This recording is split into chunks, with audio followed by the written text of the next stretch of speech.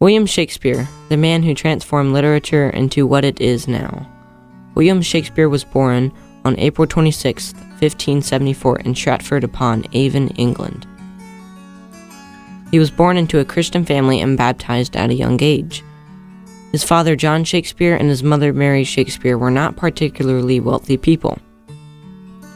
His father worked hard, tedious, and long shifts as a farmer. His mother would stay home during the day and take care of their 8 children. William Shakespeare was the brightest child and most intelligent of the bunch.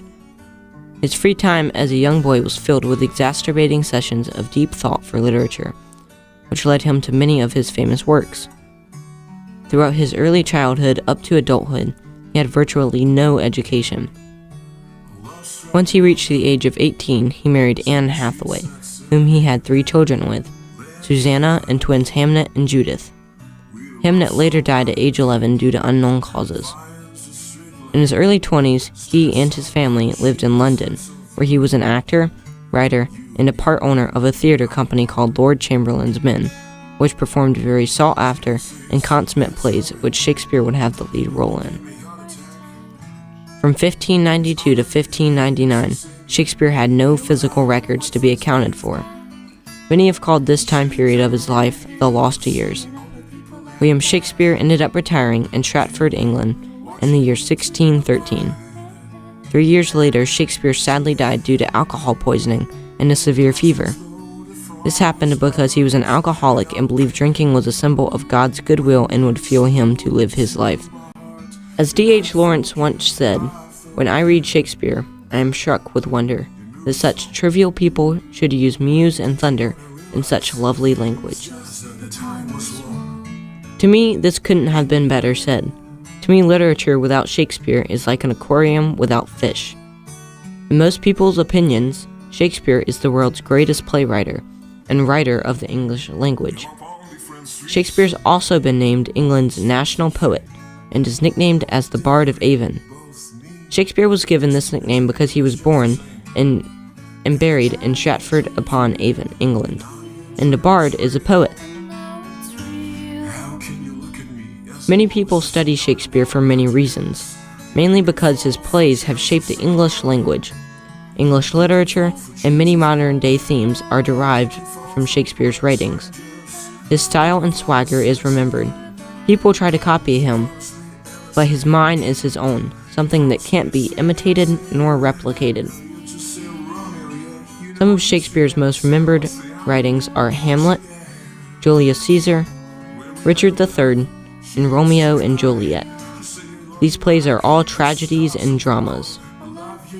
Hamlet is about a young prince who has to understand that change can be good and bad. Julius Caesar is about a Roman man who is backstabbed for his friend's personal benefit. Richard III is about England's king and how power can change the way you perceive things. Romeo and Juliet, which is the most famous of these few works, is about 2 lovers who commit suicide to be with one another. These all can be found in modern works. For example, Julius Caesar can be found a designated survivor when the Attorney General wants to commit an assassination on the new president, so he himself can have full control and power. What all these plays have in common are that they are all greatly appreciated. As well, they all trigger a human emotion that one cannot describe. They are all masterpieces in their own way. But what made Shakespeare one of his own in his class is that in all of his plays, he would write in foreign languages and quote them directly in his plays. His vocabulary was the largest of any writer of this time also. What also made Shakespeare even more memorable is that he can portray love and sadness as if it was its own human being. And he is the only writer that has ever been able to do this. Shakespeare's stories have adapted to modern culture throughout time. Modern storytellers continue to show us that these old and profound plays can be used in any sort of modern literature. And you can thank Shakespeare for letting us know this. What also makes Shakespeare so memorable is that he could use characters and portray them to be whatever he wanted. He can make them seem so complex, even though they are as simple as any of us. Nowadays, you can see actors trying to portray Shakespeare's characters, and some of them do a good job, but it's Shakespeare's mind who is the best at playing these characters. Let everybody look. Read a love song that he made. Finds a convenient street light and steps out all the shade. Said something like, "You and me, baby, how about it?"